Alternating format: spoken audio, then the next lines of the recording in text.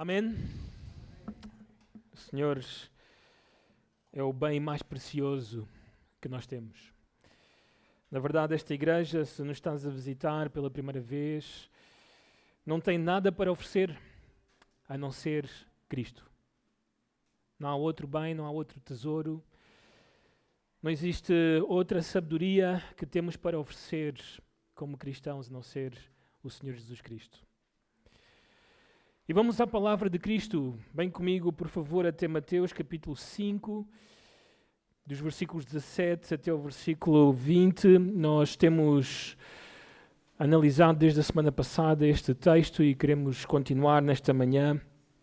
E antes de passar a ler, chamo a vossa atenção sobre esta história interessante do século XVI, em plena reforma protestante. Um homem chamado Pedro Mártir, esta é a tradução em português, dava umas conferências na Universidade de Oxford. Na verdade, eram palestras para, de alguma forma, mostrar que ter um Papa era algo errado para a Igreja. Eram conferências de essência nitidamente antipapistas. E o clero, claro, da Igreja Católica Romana ficou alarmado e nomeou alguém para debater com este homem nestas conferências de Oxford. O nome deste homem era Bernard Gilpin, ou Gilpin, conforme quiser chamar. E este homem preparou-se para debater Pedro Mártir, e ele então decidiu ler as Escrituras, ler toda a palavra de Deus, e também os escritos dos padres daquela época. E no final da sua preparação, quando todos esperavam que este homem se levantasse para debater com Pedro Mártir, foram surpreendidos, porque no final este homem renunciou à Igreja do Papa. A palavra de Deus é a espada do Espírito. É o meio pelo qual o próprio Espírito de Deus tem decidido transformar vidas. Há um pequeno livro escrito pelo pastor Hernandes Dias Lopes, eu aconselho a que adquiram esse livro, é pequeno, muito fácil de ler. O título do livro é Voz Poderosa de Deus, um pequeno tratado sobre a Bíblia, o que é a Bíblia, a natureza da Bíblia. E aqui ele tem uma introdução que eu gosto imenso. Já li algumas vezes aqui na igreja esta introdução a este livro. Creio mesmo que isto podia ser um hino, ou que significa o valor que a palavra de Deus tem para as nossas vidas. Diz o seguinte, também podem acompanhar na tela.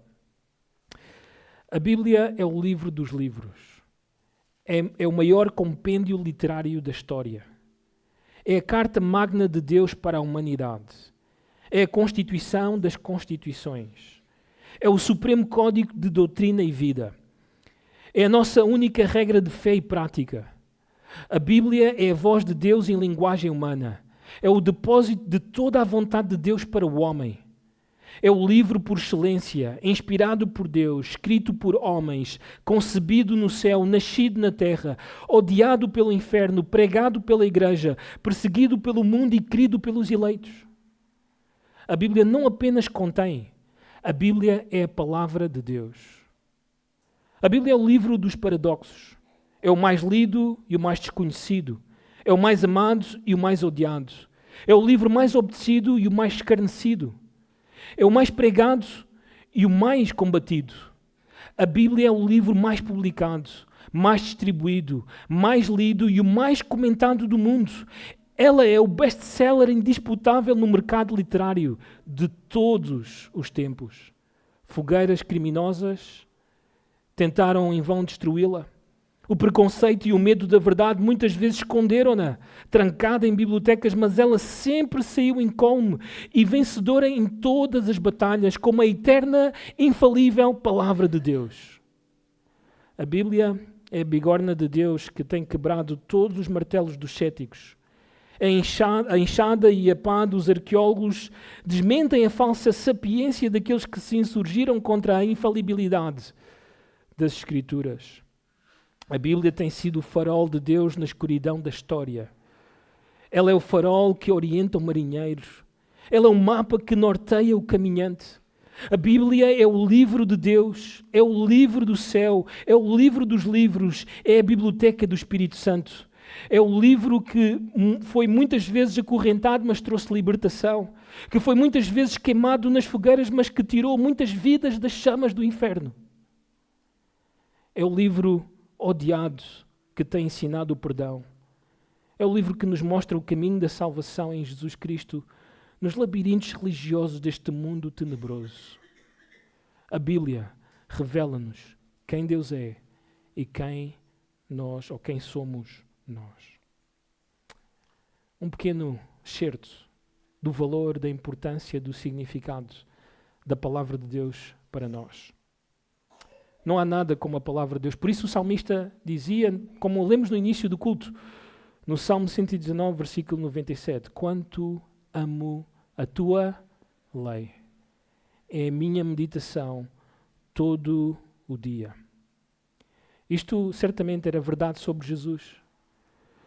Ele amava o Antigo Testamento. Na verdade, nunca ninguém amou, nunca ninguém amará a palavra de Deus como o Senhor Jesus.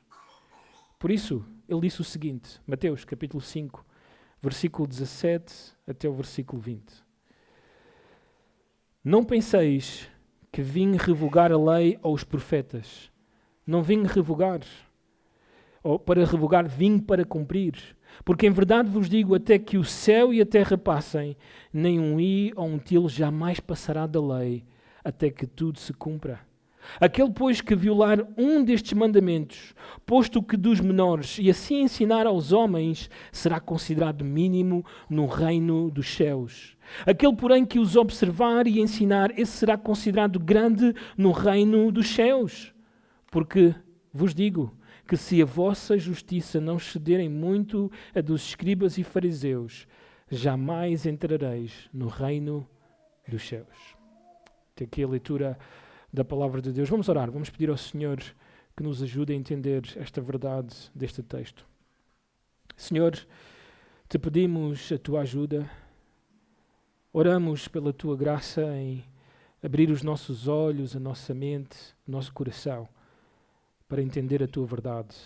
Senhor, aplica aquilo que o teu Santo Espírito tem para nós, da tua palavra. Ajuda-nos, Senhor, com a tua verdade, que ela nos santifique e, Senhor, que ela também liberte alguém nesta manhã do pecado e, Senhor, também possa trazer perdão dos pecados. Oramos para que a tua palavra possa trazer a justiça que o homem precisa para estar diante de ti. Assim oramos no nome do Senhor Jesus. Amém. Nós estabelecemos na semana passada que o Senhor Jesus teve uma relação com a palavra exemplar, única e nós até podemos dizer perfeita.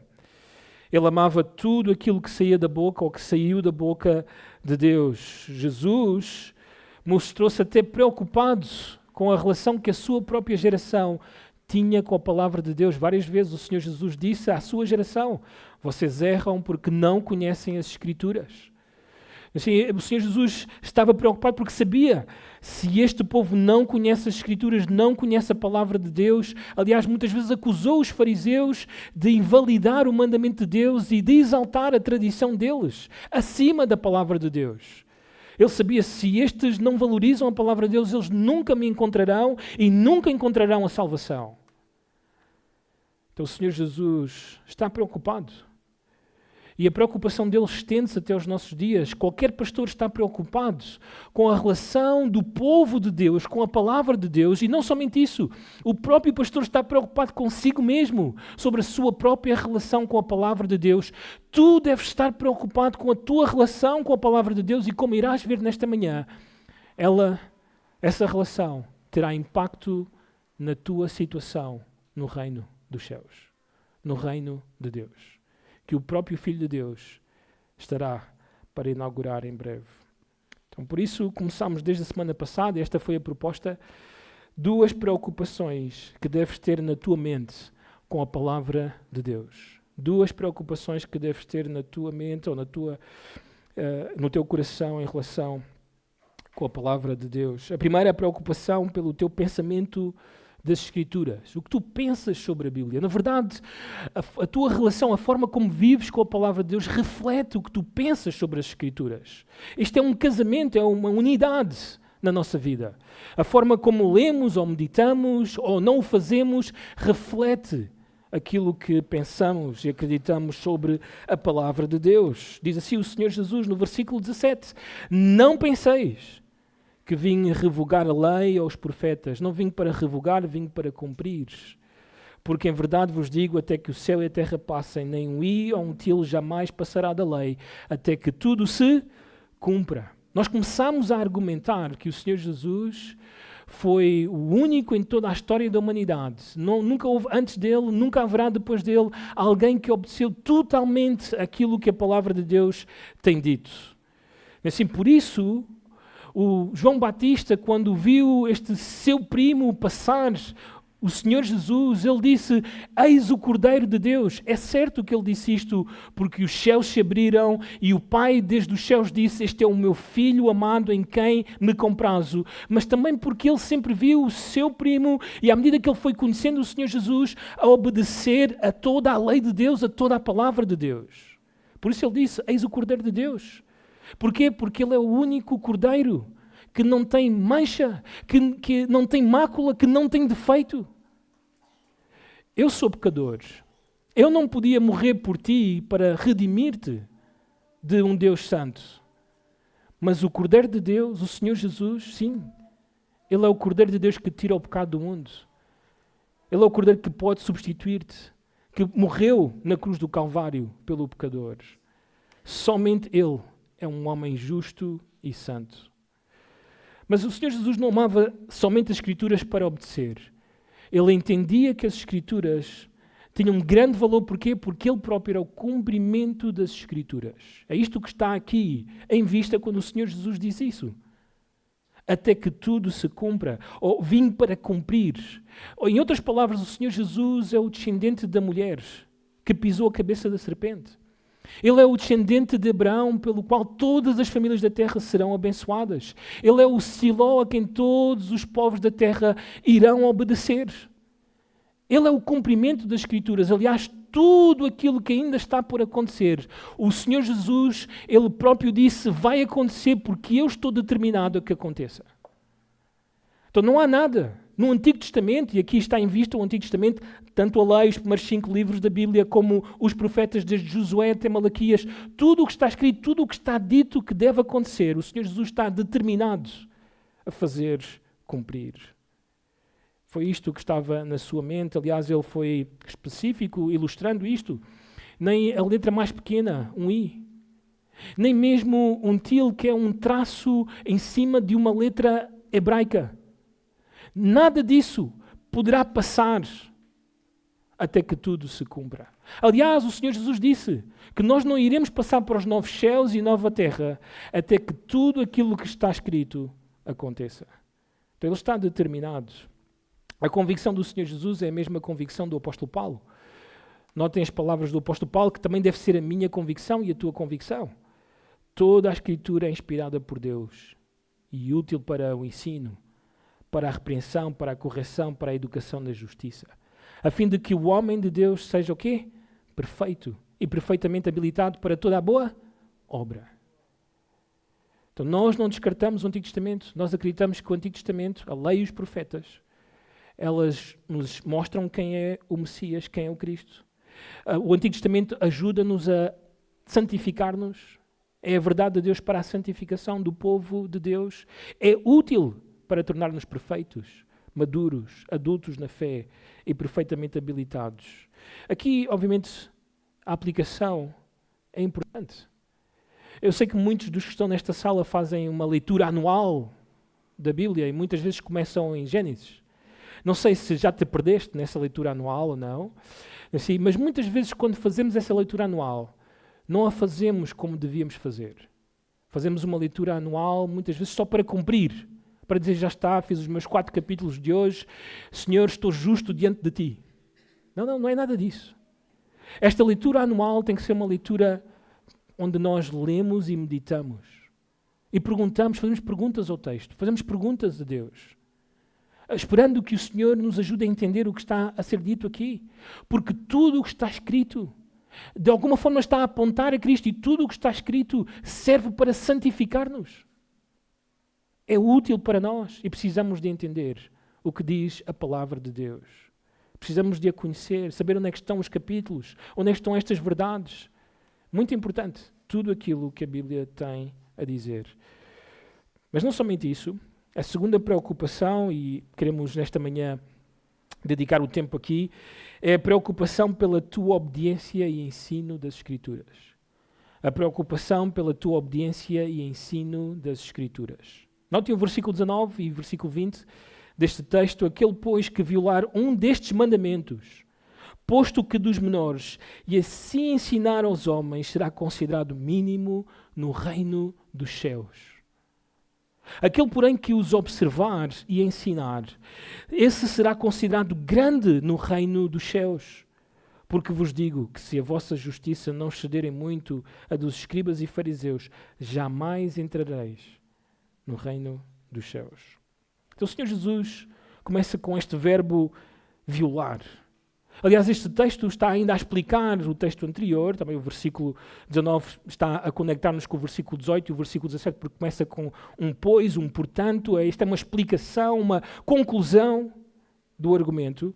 Ele diz, aquele que violar um destes mandamentos. Esta palavra podia ser traduzida como dissolver ou destruir. Algumas versões até dizem eliminar um destes mandamentos, posto até mesmo os menores, os mais pequenos. O contrário é observar. E esta palavra observar podia ser traduzida, ela aparece muitas vezes no Novo Testamento, mais de 500 vezes, e podia ser traduzida como fazer. Ou simplesmente estabelecer. Todo aquele que faz um destes mandamentos, qualquer um que estabelece um destes mandamentos, esse será considerado grande no reino dos céus. Então a pergunta que surge aqui é: que mandamentos são estes que o Senhor Jesus está a referir-se? E nisto existem 3 posições clássicas. Antes de as expor, olhemos para a palavra mandamentos. No original, a palavra mandamentos que aparece aqui é distinto da palavra lei que aparece no versículo 18 do vosso texto, se a compararmos. Não é a mesma palavra. A palavra aparece muitas vezes no Novo Testamento, é usada pelo Senhor Jesus para referir-se aos seus próprios mandamentos. Mas muitas vezes também a palavra mandamento se refere à lei mosaica. Então, será que aqui nós estamos a olhar para mandamentos que estão escritos lá atrás, ou será que nós estamos a olhar para mandamentos que estão escritos mais à frente no Novo Testamento, ditos pelo próprio Senhor Jesus? Notem, por exemplo, João, capítulo 13, versículo 34, o Senhor Jesus diz o seguinte: novo mandamento vos dou, que vos ameis uns aos outros, assim como eu vos amei, que também vos ameis uns aos outros. Um novo mandamento eu vos dou. São mandamentos do Senhor Jesus. Isto não é inédito, porque lembrem-se que aqui no Sermão do Monte o que nós temos é um novo e grande Moisés a dar a nova lei ao seu povo nesta nova aliança que ele está prestes a estabelecer. Porquê? Porque a antiga aliança, como nós iremos ver, ela foi anulada pelo povo de Israel e agora o Senhor está a estabelecer uma nova aliança, que tem uma nova lei como era normal em qualquer aliança. E tem um novo mediador, um novo profeta, que é o Senhor Jesus Cristo. Então, qual será esta lei? Ou estes mandamentos? São os mandamentos que Moisés deu e que são necessários ser obedecidos, e isso irá estabelecer a nossa situação no reino dos céus? Ou serão os mandamentos do Senhor Jesus? Bem, precisamos olhar para as perspectivas que existem.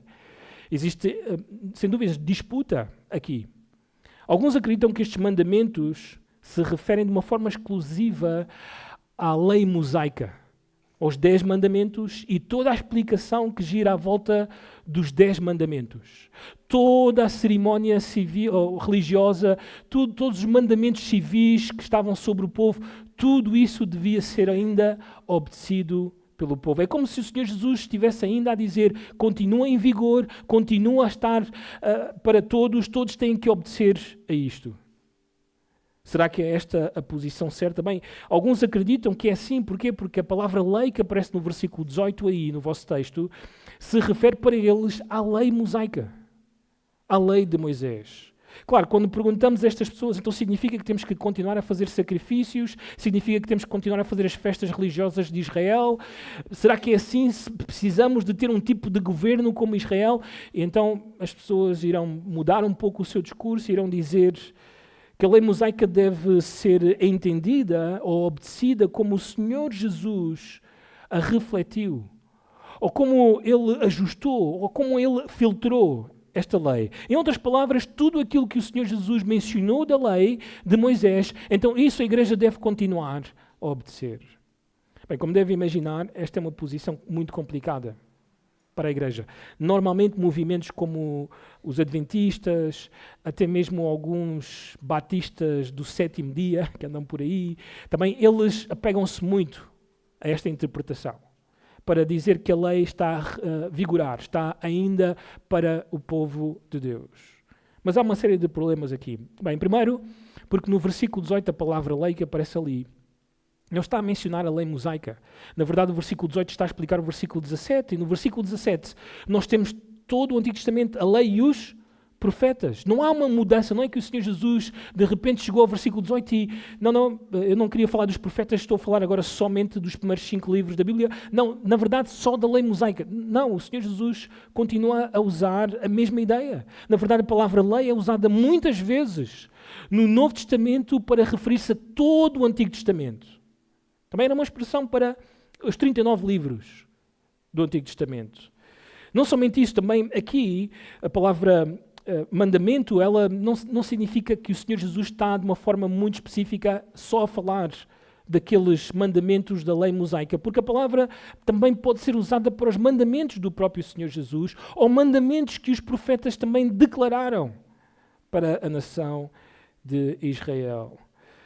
Não somente isso, também nós sabemos pelo Novo Testamento que o Senhor Jesus, Ele realmente revogou, Ele aboliu alguns dos mandamentos da lei mosaica.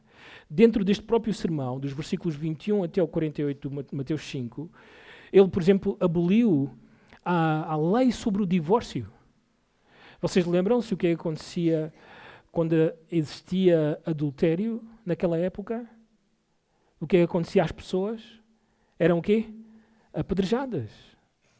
Assim, e o Senhor Jesus aboliu esse tipo de lei, essa prática naquela época. Não somente também a lei da retribuição, olho por olho, dente por dente, tudo isso o Senhor anulou para colocar, para substituir com uma nova lei, a lei da nova aliança. Não somente isso, mas também o Senhor Jesus e os autores do Novo Testamento, eles afirmaram que nós agora temos uma superior, uma melhor aliança, a nova aliança. E essa nova aliança, ela não está a andar ao lado da antiga aliança. Na verdade, ela substituiu esta antiga aliança. Isto é o que Jeremias 31 nos ensina. O povo de Israel anulou essa aliança. E o Senhor disse, então eu farei uma nova aliança, não como aquela que fiz antes convosco, mas esta é uma aliança que irá perdurar para sempre, que não poderá ser invalidada. Também, esta é a nova aliança. Então não achamos que esta primeira perspectiva ou interpretação ela é correta. A segunda posição, que é onde pessoalmente me encaixo, também se refere, estes mandamentos se referem a toda a lei e os profetas, a tudo aquilo que está escrito no Antigo Testamento. De uma forma simples, quando o Senhor Jesus diz isto, Ele está a olhar para trás. E Ele está a olhar para toda a revelação escrita que existe e está a dizer que tudo isso são os mandamentos que devem ser observados e ensinados também ao povo de Deus. Também porquê que tem esta argumentação? Bem, a palavra lei se refere a todo o Antigo Testamento. Normalmente este pronome determinante, normalmente destes mandamentos nunca se refere a algo que está para a frente, mas sim a algo que está para trás. E não somente isso, também aquilo que foi a prática dos apóstolos, eles sempre olharam para trás e chamaram a igreja a obedecer a essas verdades. Por exemplo, o texto que nos referimos, 2 Timóteo 3, versículo 16, diz que toda a Escritura é inspirada por Deus e útil para o ensino, para a repreensão, para a correção, para a educação na justiça. Também. Então significa que o Antigo Testamento continuava a ser importante para a igreja. Ele fazia todas estas coisas. Assim, não somente a lei mosaica, mas também todos os profetas, todo o Antigo Testamento. Então parece que há uma ligação aqui entre os mandamentos, a lei e os profetas dentro do próprio texto, e parece-nos a nós que o Senhor Jesus está a fazer isso, a olhar para trás. Ele ainda não iniciou nenhum mandamento, ele não disse, vocês devem fazer isto. Ele está a olhar para trás e a dizer que tudo aquilo que está escrito precisa de ser observado e ensinado. Mas outros discordam e dizem, não, Mário, estes mandamentos, esta seria uma terceira posição e também uma posição, eu diria, válida.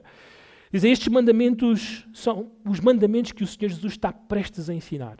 Ele não está a olhar para trás, ele está a olhar para a frente. O que é que isso significa? A partir do versículo 21 para a frente, o Senhor Jesus irá dar uma série de mandamentos. Esta é a expressão que ele usa. Ou vocês ouviram o que foi dito, eu porém vos digo. Vocês leram o que disseram os antigos, eu porém vos digo. E cada vez que ele diz alguma coisa, são novos mandamentos que devem ser obedecidos. Então, para muitos, estes mandamentos que ele está a referir-se aqui no versículo 19, se referem a estes mandamentos que vêm pela frente e que ele irá explicar. Aliás, este é um bom argumento, no capítulo 7, versículo 24, o Senhor Jesus diz o seguinte, em Mateus, todo aquele, pois, que ouve estas minhas palavras. Nunca ninguém falou assim. Este homem está a falar de forma distinta. Está a falar com autoridade. E, obviamente, muitos acreditam que estes mandamentos só podem referir-se a estas palavras dele. No versículo 26, ainda no mesmo capítulo, diz outra vez, e todo aquele que ouve estas minhas palavras. No final do capítulo, versículo 28, diz, quando Jesus acabou de proferir estas palavras, estavam as multidões maravilhadas da sua doutrina. Então, muitos acreditam que, na verdade, estes mandamentos são os mandamentos de Jesus. Aqueles que ele ensinou. Como, por exemplo, João capítulo 14, versículo 15. Se me amais, guardareis os meus mandamentos. Está bem? Na verdade, nós podemos aceitar estas duas últimas perspectivas. Ou seja, que o Senhor Jesus, quando disse estes mandamentos, ele estava a olhar para trás tudo aquilo que o Antigo Testamento diz, e o Senhor Jesus estava a olhar para a frente para tudo aquilo que ele acaba ou ele vai dizer, tudo aquilo que ele vai ensinar, e que os discípulos e a igreja agora devem ensinar a todos. Acreditamos que isto pode ir junto. Então significa que tudo aquilo que está escrito na palavra de Deus não deve ser violado, não deve ser de alguma forma desobedecido, denegrido, desprezado pelos homens, porque isso vai trazer implicações para nós no reino. Notem outra vez o texto de Mateus 5, versículo 19, aquele, pois, que violar um destes mandamentos, posto que dos menores, e assim ensinar aos homens, será considerado o quê? Mínimo no reino dos céus. Aquele, porém, que os observar e ensinar, esse será considerado grande no reino dos céus. A expressão menores, que aparece aí para mandamentos, posto que dos menores ou os mais pequenos, era um ensino normal naquela época. Aliás, o Senhor Jesus parece ter ensinado também esse tipo de desigualdade, vamos chamar assim, na lei de Deus. Mandamentos menores e mandamentos maiores, ou mandamentos mais leves e mandamentos mais pesados. Tá bem? Muitas vezes era assim explicado pelos rabis. Bem, por exemplo, o Senhor Jesus, numa disputa com os fariseus, aliás, numa mensagem dura aos fariseus, ele diz aos fariseus, vocês dão muito valor ao dízimo dessas ervas que crescem no quintal, mas vocês descuidam da justiça e da misericórdia. E estas coisas têm muito mais valor, disse o Senhor Jesus, do que estas. Então o Senhor Jesus parece que também coloca valor em alguns mandamentos e menos valor em outros mandamentos. No entanto, o que ele está a dizer aqui é que a obediência deve ser feita a todos os mandamentos, até mesmo os menores. Bem, os rabis daquela época também diziam, por exemplo, que honrar os pais era um mandamento de grande valor, um mandamento pesado.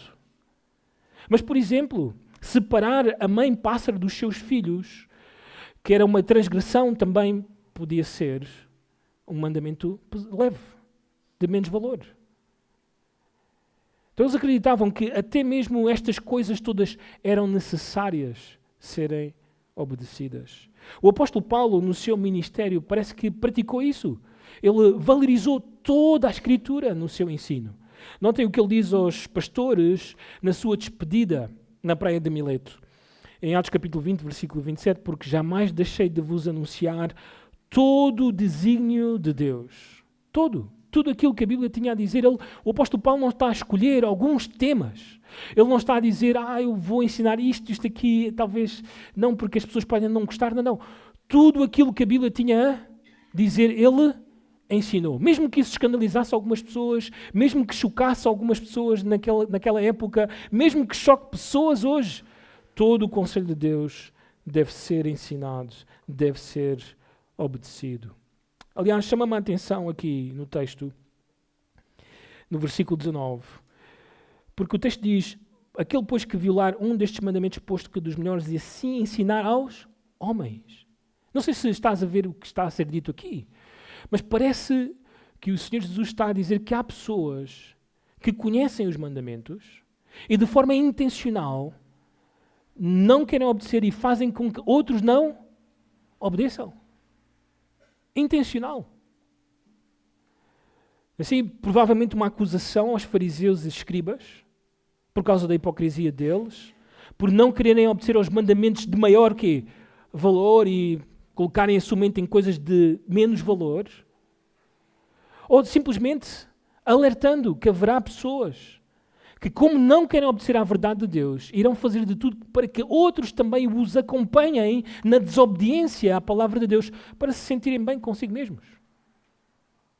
Para não estarem sozinhos na sua desobediência. No entanto, o Senhor deixa claro, todos os crentes ensinam. Todos os crentes ensinam. Aliás, esta verdade parece estar na mente de Tiago quando ele escreve estas palavras. Notem. Tiago 3, versículo 1. Meus irmãos, não vos torneis muitos de vós mestres, sabendo que havemos de receber maior juízo. Maior juízo. Ou seja, há julgamento para todos. Haverá maior juízo para os mestres, pastores da igreja. Mas há juízo para todos. Porque todos o quê? Ensinamos. Todos estamos a transmitir aquilo que a palavra de Deus diz ou não diz. Todos estamos a violar ou a obedecer à palavra de Deus. Todos estamos a dizer aos outros não façam isso que a palavra de Deus diz ou façam isso que a palavra de Deus diz. Bem, o contraste diz-nos que haverá um dia em que Deus irá deixar manifesto a todos a nossa relação com a sua palavra. Bem, em primeiro lugar, Deus está a dizer-nos, a minha palavra é importante, muito importante. E a forma como tu te relacionas com a minha palavra, eu irei manifestar no dia do juízo, no dia do meu reino, quando eu voltar, quando eu colocar o meu reino aqui. Porquê? Porque o Senhor vem, o Senhor coloca o seu reino, Ele chamará os seus eleitos e naquele dia a minha vida e a tua vida não poderão mais ser escondidas. Todos irão saber publicamente, pela tua posição, pela minha posição nesse reino, a nossa relação com a palavra de Deus. Tu podes dizer agora, não, eu leio a Bíblia, eu tento obedecer à Bíblia, eu tento fazer tudo aquilo que a Bíblia diz. Mas vem o dia em que, se fores grande no reino, então tu foste alguém que observou, praticou a palavra de Deus e a ensinou, tal como ela é. Mas se és mínimo no reino de Deus, então ficará claro para todos que foste um desobediente, que violaste a palavra de Deus, que não quiseste obedecer àquilo que a Bíblia diz de ti e requer de ti, aquilo que Deus quer da tua vida. Será manifesto a todos. Não poderás esconder mais. Estas expressões mínimo e grande, mínimo, significa menos importante. De menor status, menor em dignidade. Não sei se sabias, mas no reino de Deus haverá categorias de dignidade. Haverá pessoas mais importantes e pessoas menos importantes no reino de Deus. E isso está relacionado com a tua relação com a palavra de Deus hoje, agora, até o Senhor voltar. Mas grande significa grande em importância, grande em posição. grande em dignidade. Nota ainda um detalhe interessante neste texto, no final do versículo 19, diz: porém, aquele que os observar e ensinar, esse será considerado grande no reino dos céus. Notaste a ordem do Senhor Jesus? A ordem é observar e ensinar. Ele não disse ensinar e observar. Isto é importante. A ordem que o Senhor estabelece aqui é a mesma ordem que encontramos no Antigo Testamento para outros personagens. Por exemplo, Esdras. Esdras é tido como um homem que tinha disposto o seu coração para buscar a lei do Senhor. E nota a ordem do texto, aí na tela. Para a cumprir, em primeiro lugar, e para a ensinar em Israel os seus estatutos e os seus juízos. Esdras não propôs no seu coração ensinar primeiro e logo em seguida, então, vou ver se eu obedeço a isto. Não, não.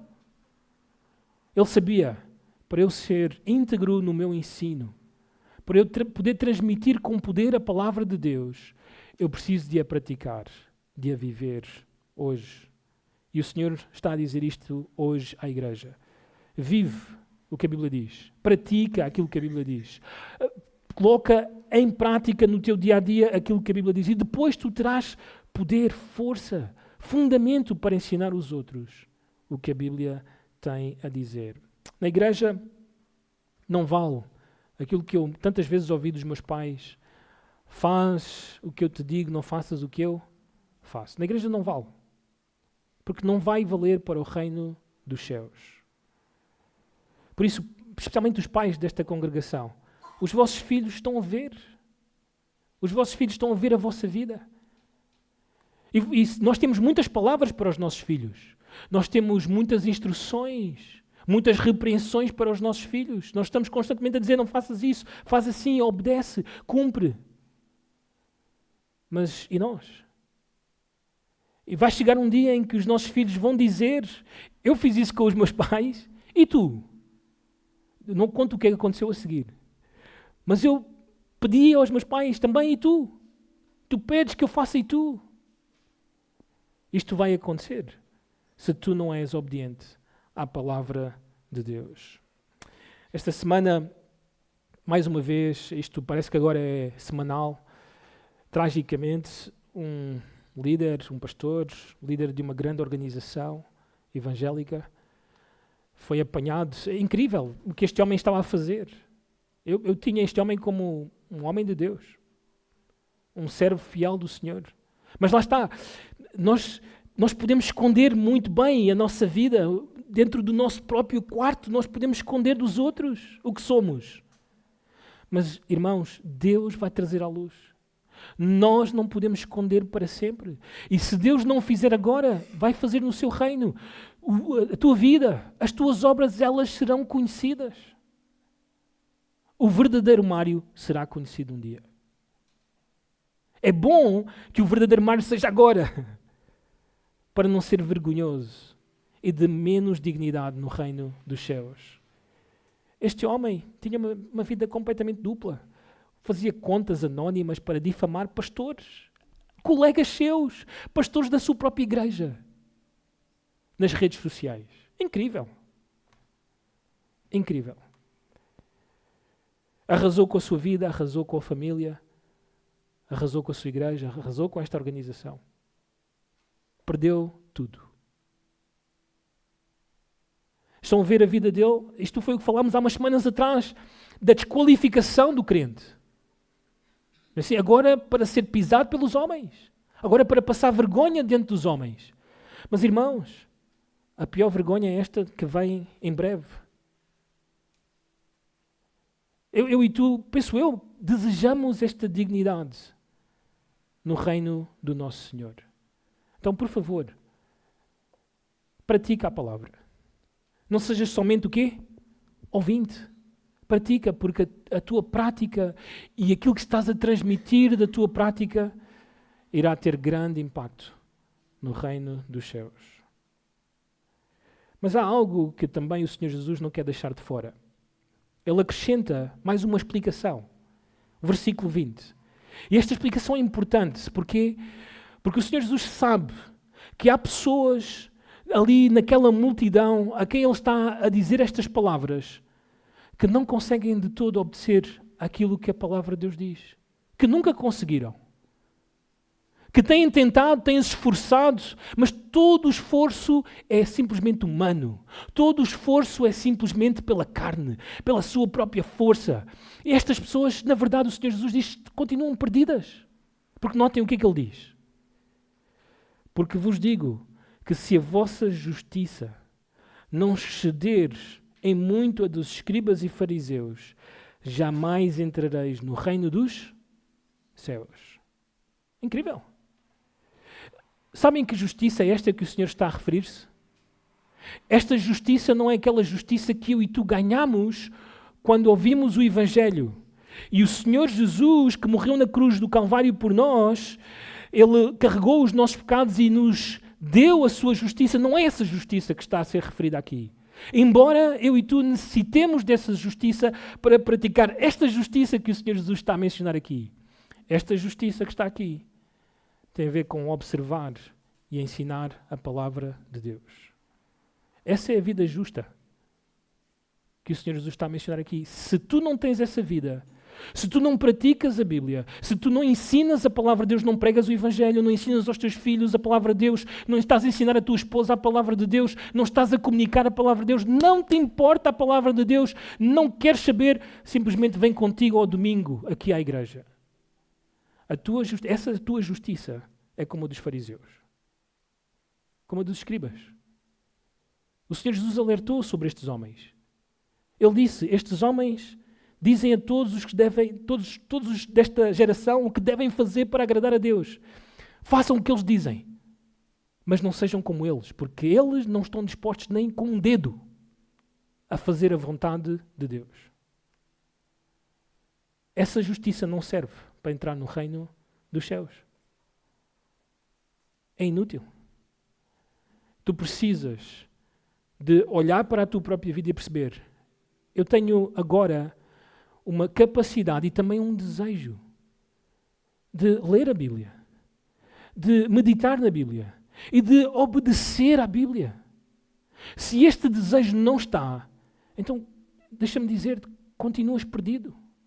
És somente um religioso. E estás agarrado ainda à tua própria justiça, ao teu próprio orgulho religioso, para tentares entrar no reino, não vai dar. A porta estará fechada para ti. Estarás perdido. Mas Deus pode capacitar-te. Ele deu o seu Filho. E Ele dá o seu Espírito para capacitar a todo aquele que se arrepende e crê no seu Filho, na sua pessoa e na sua obra na cruz do Calvário e na sua ressurreição. Ele capacita a todos para que possam obedecer à sua palavra. Qual é a tua situação? Tu vais entrar no reino? Tens a certeza? Qual é a tua relação com a Bíblia? Ela tem valor para ti diário? Tens-a procurado? Tens tentado obedecer, viver de acordo à palavra de Deus?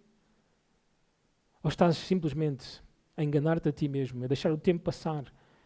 E o Filho do Homem vem aí. E quando Ele vier será tarde demais. Tarde demais. Dentro do Sermão do Monte, esta justiça, ela não é somente relacionada à palavra de Deus. Notem como o Senhor estica o seu argumento. Notem um pouco mais à frente, em Mateus 6, versículo 1.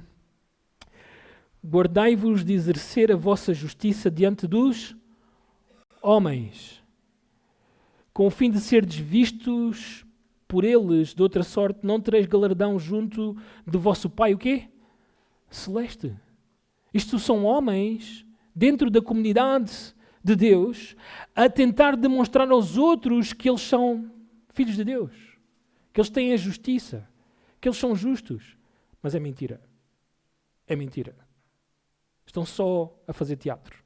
São atores. Nota ainda, dentro deste mesmo texto, do capítulo 6, versículos 19 até ao 21, para falar acerca de como nós podemos ver esta justiça nas nossas vidas. Uma justiça que demonstra um compromisso com Deus e o seu reino. Diz o texto: não acumuleis para vós outros tesouros sobre a terra, onde a traça e a ferrugem corroem e onde ladrões escavam e roubam. Mas juntai para vós outros tesouros no céu, onde traça nem ferrugem corrói e onde ladrões não escavam nem roubam, porque onde está o teu tesouro, aí também estará o teu coração. Versículo 24. Ninguém pode servir a dois senhores, porque ou há de aborrecer-se de um e amar ao outro, ou se devotará a um e desprezará ao outro. Note bem estas palavras: não podeis servir a Deus. E é o quê? Esta é a justiça. Como é que está a tua vida nisto? Como é que é a tua prática nisto? Eu estava a ouvir o Paul Washer esta semana, um pequeno excerto de uma pregação. Não ouvi toda a pregação. Ele estava a falar acerca disto. Pessoas que tentam convencer-se de que realmente estão a seguir o Senhor, mas a vida deles é só para enriquecer-se.